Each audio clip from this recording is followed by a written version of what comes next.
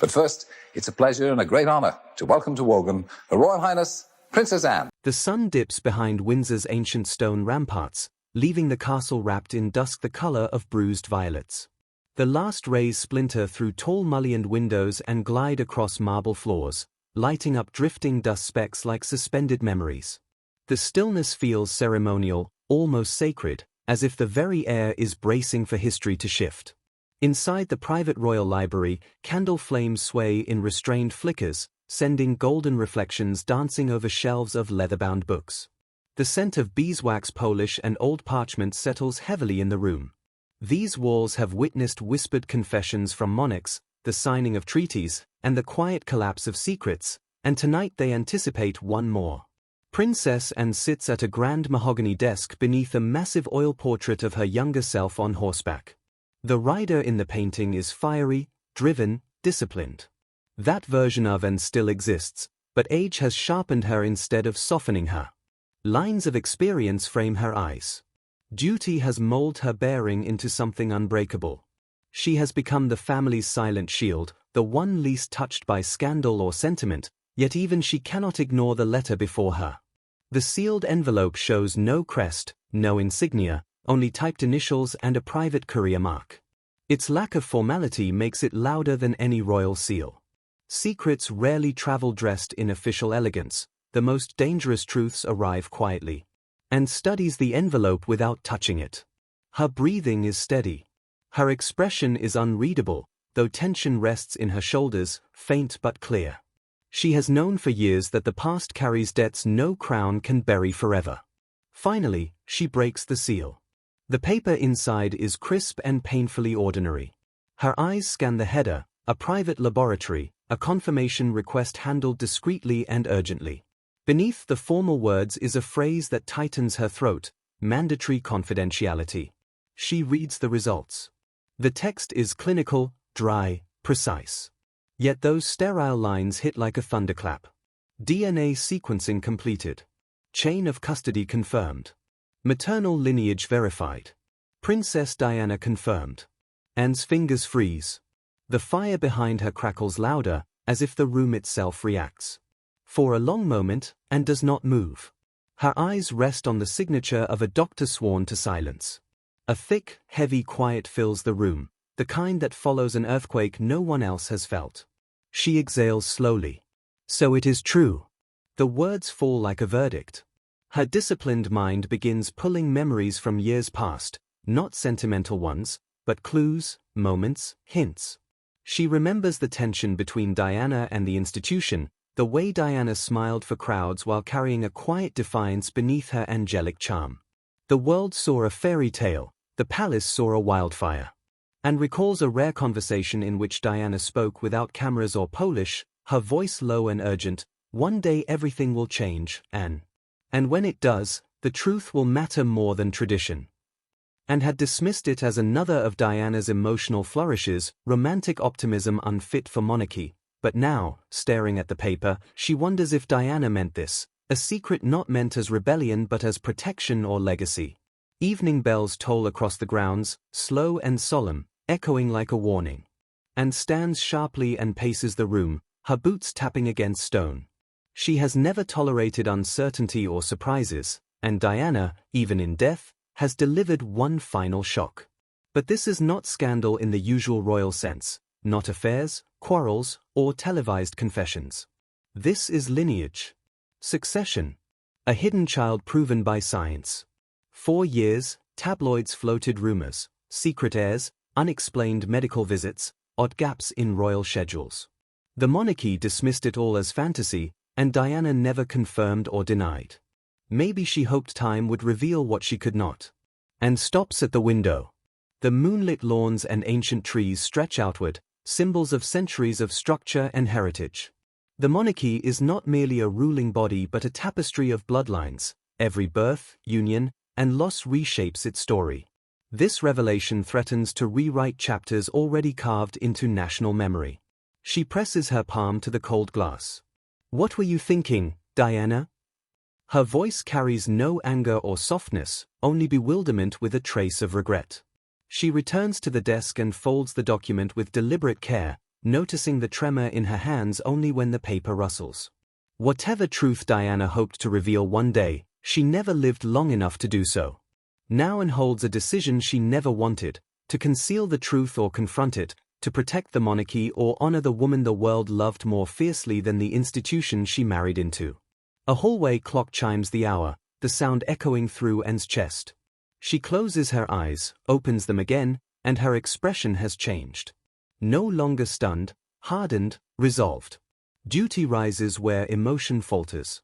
She speaks into the dim room, her voice steady as steel. This changes everything. Outside, night deepens.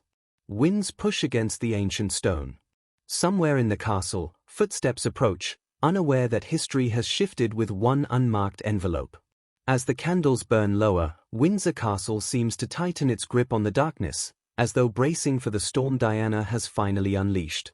Shadows linger in the corridors. Morning arrives without gentleness.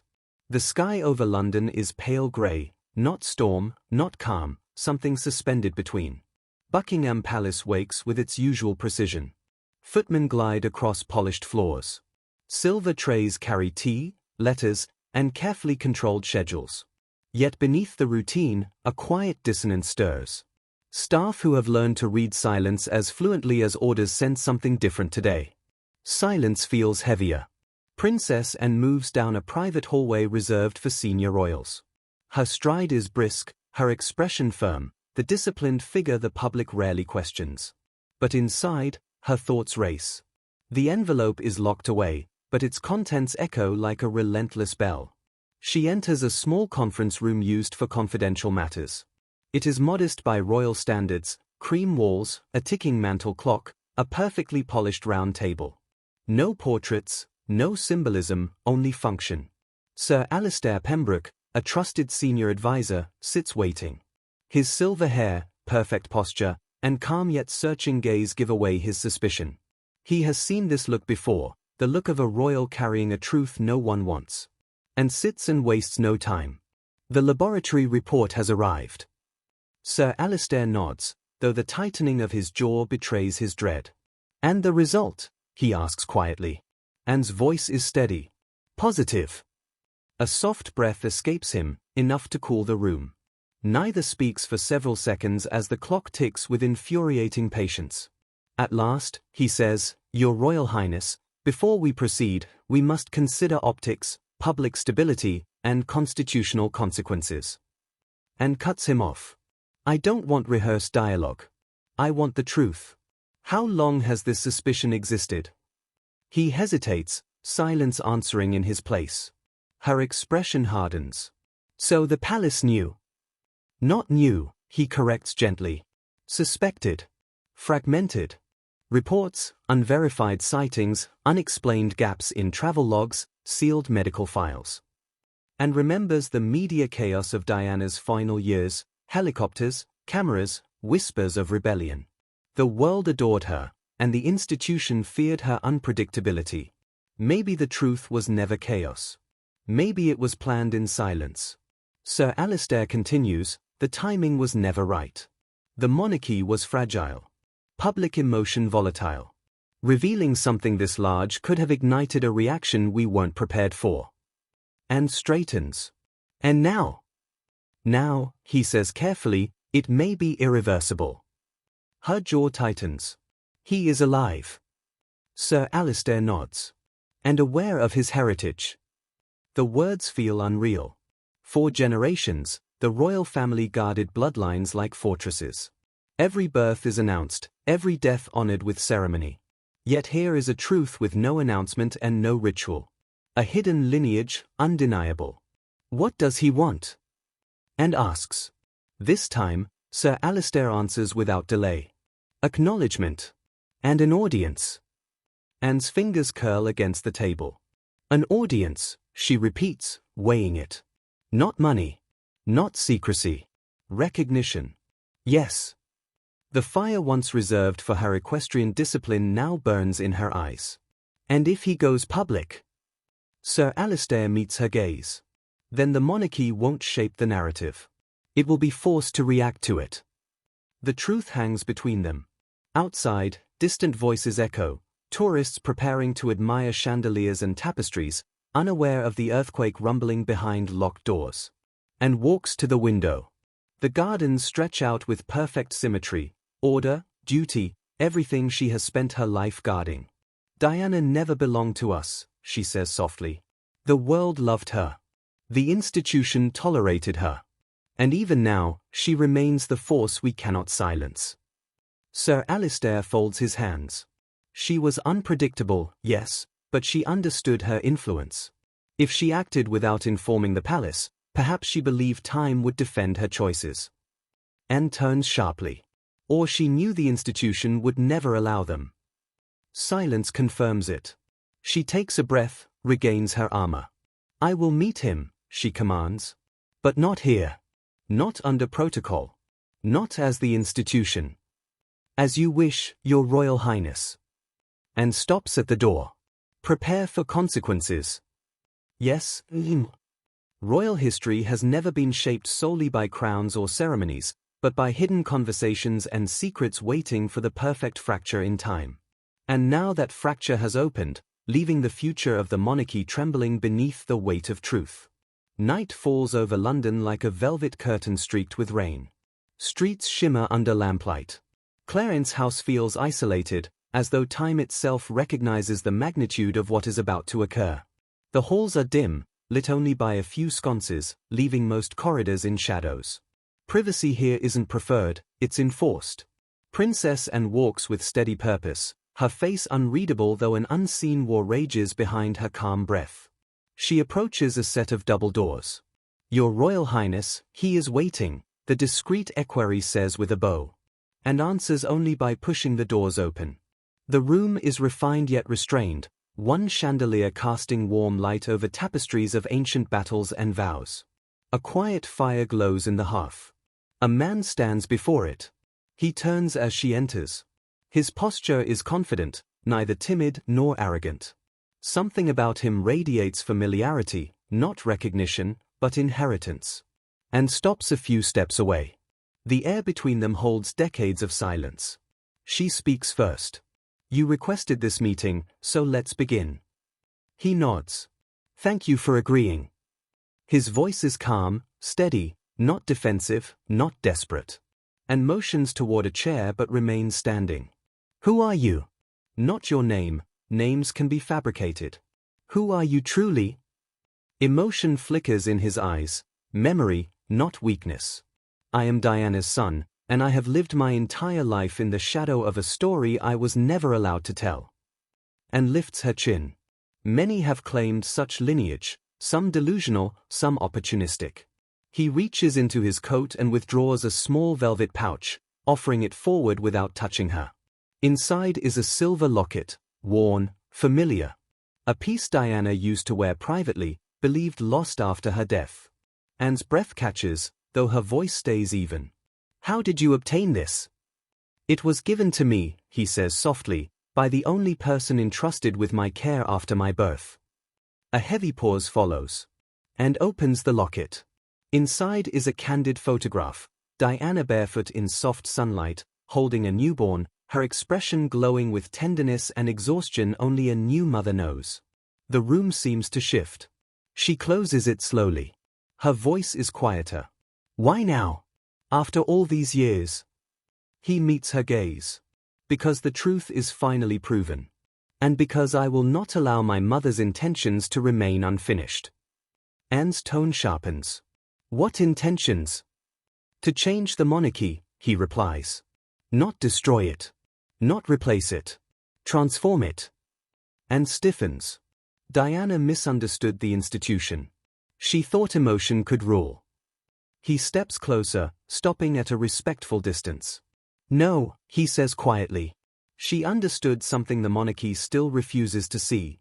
If you want me to continue rewriting the remainder, just send the next section. People don't crave perfection, they crave humanity. The fire pops behind him, throwing moving shadows across his face. In the glow, he resembles Diana so closely that it unsettles Anne. She takes a slow breath. You must understand what your existence represents. Public opinion will shift. The line of succession will be examined. Every royal choice of the last 30 years will be judged again. He nods. I recognize the consequences, but the truth can't be negotiated anymore. And studies him carefully. You're not asking for a title, not a claim, not a crown. He shakes his head firmly. I want acknowledgement, nothing else. Silence stretches tight and long. And finally walks to an armchair and sits, not in surrender, but because she must. The tone changes from confrontation to reckoning. She gestures to him. Sit. He does. For several moments they say nothing. The fire fills the quiet, its warmth unable to soften the tension. And finally speaks calmly. You look like her. He smiles faintly. So I've been told. She was complicated, and continues. Loved by the public, misunderstood by the family, a force unwilling to obey or be contained. His expression softens, and yet she never stopped believing her children deserved choices the monarchy refused her. And looks down at her hands. You speak as if you knew her. He closes his eyes briefly. I knew her voice, her letters, her scent on that locket. I knew the emptiness she left behind. The silence where a mother should have been. Anne's throat tightens. She looks away. In that moment she is not a princess, not a stateswoman, not a protector of the crown. She is a sister facing the echo of a woman she never truly understood. Finally she speaks, softer than before. What happens now? He answers instantly. That depends on whether the monarchy plans to survive the truth or fight it. And stands again, her expression carrying something new, not anger, not fear, but resolve. She extends a hand. We proceed carefully and quietly. No one outside this room can know until we decide the next step. He rises. And you're willing to take that step? And nods once. For the monarchy, she says, but her eyes reveal another truth. For Diana. The palace trembles. Morning breaks behind pale clouds and muted light, but inside Buckingham Palace the atmosphere is anything but calm. The hallways remain spotless and orderly, yet something invisible moves through them. Staff follow their usual routines, but their eyes betray heightened awareness. Royal servants know before the public knows. They always know. Princess Anne walks quickly through the private family wing, her face composed but unreadable. Years of service have shaped her expression into a mask of duty, discipline, and self-control. Behind it, however, her thoughts beat like a relentless drum. She had met him. She had seen Diana reflected in another life. And now the weight of that truth influences every choice ahead. A private door opens into a secure conference room used only for the most sensitive matters. No cameras, no recordings, no official records. What is said here will survive only in memory and consequences. Inside sit four of the monarchy's top advisors, Sir Alistair Pembroke, Lady Evelyn Marchmorn, Commander Basil Hartwell, and Lord Wickham. Their faces are solemn. Anne sits at the head of the table. Without ceremony, Sir Alistair begins. Your Royal Highness, we understand the meeting occurred. Anne nods once. We need clarity, he continues. Did he state his intentions? Anne's voice is steady. He wants acknowledgement. Nothing more. No claim to succession, no challenge. Commander Hartwell leans forward. With respect, intentions can change. Tradition cannot contain what the modern world will do with this knowledge. If this becomes public, the reaction will escape everyone's control, ours, the government's, the media's. His words are blunt, harsh, and necessary. Lady Marchmorn folds her hands. Princess Diana was loved beyond precedent. If it becomes known she had a child in secret, the reaction will explode. Some will condemn it, some will romanticize it, and many will demand he be woven into the royal story. And remain silent before saying, he doesn't want a position. Lord Wickham shakes his head. With respect, that doesn't matter. His existence alone changes the emotional structure of the monarchy. The public will create their own story, and once they do, we cannot fix it, only respond. Sir Alistair speaks gravely. The monarchy is already delicate. Public trust rises and falls unpredictably. Another shock, especially tied to Diana, could push the institution from stability into disorder. And meets his eyes. This is no longer speculation. The proof exists. Denying the truth would be far more dangerous. The room falls quiet. Then Lady Marchmorn asks gently, "Did you believe him?" For the first time, and breathes differently. A softer exhale. A flicker of vulnerability. Yes. Not because of resemblance or documents, but because his presence felt like unfinished history. A subtle shift moves across the table, recognition, not fear. Commander Hartwell clears his throat. We must consider his safety. If he is who he says, the world will hunt him. Paparazzi, activists, opportunists, foreign agencies. A hidden royal is more valuable than a visible one. And nods slowly. Yes, protecting itself. But Diana understood something we ignored. He finishes softly, that the world no longer wants royalty behind glass. The fire crackles louder. And speaks about the decision. You will remain private for now, but you will no longer live unseen. You'll be introduced quietly to family members, relationships before headlines, truth before announcement. He exhales, relief and gratitude mixing. And the public? And pauses. When the time is right, they will learn the truth. Not through scandal or gossip, but through dignity. He nods slowly. Thank you. Anne's voice softens, almost maternal. Your existence doesn't diminish this family. It reminds us of what we lost, and what we must never forget again. The fire burns steadily. Outside, the rain begins to clear. History hasn't changed yet, but the shift has begun. Fade to black. Secrets long buried always return, and sometimes they reshape history instead of destroying it. If you want the next chapter of this hidden royal saga, subscribe, share, and stay with us. His security will be handled. Sir Alistair leans forward. And the family must be informed before rumors escape containment. Anne's voice sharpens. Rumors will not escape. Lord Wickham allows a faint humorless smile. With respect, Your Highness, rumors always escape. The words hang like smoke. Anne lifts her chin. Then we act quickly. Communication with the family must be private, direct, and free from speculation. Only facts. Lady Marchmorn asks carefully, which facts? The science, the emotional truth, Diana's intentions, or the consequences? And pauses. All of them. The weight of her answer settles across the table. She continues, Diana endured a level of scrutiny no human should, yet she remained adored.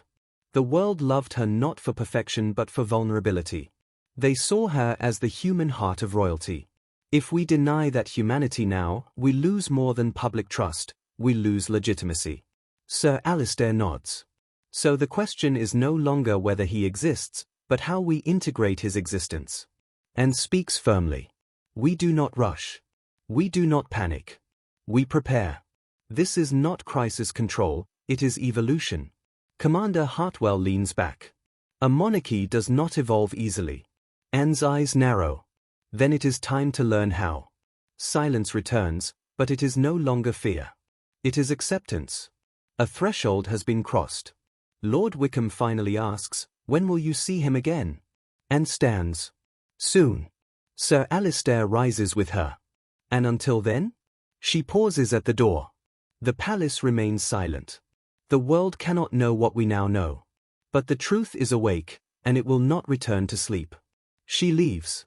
The great halls stretch ahead, portraits of monarchs watching from centuries past, some ruling through fear, some through reverence, some through sheer endurance. Now the monarchy prepares for a new era, shaped not by ceremony but by truth. The decision. The next evening. The palace lies under a sacred stillness. Rain falls over the courtyard, each droplet shimmering like a falling diamond.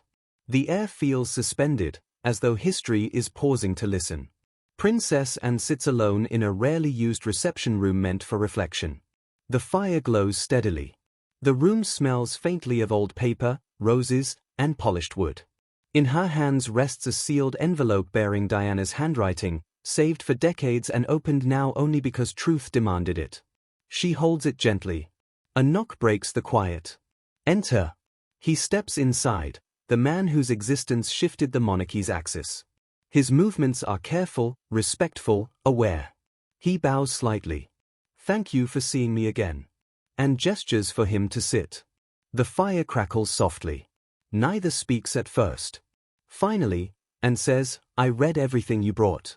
I consulted experts privately, and I spoke with people who knew Diana in her final years. He swallows, anxious, and studies him not with suspicion but with measured understanding. You weren't lying. You never were. Relief washes over him. His posture loosens for the first time. I never wanted to disrupt anything. I only wanted to know who I am and why my existence was hidden.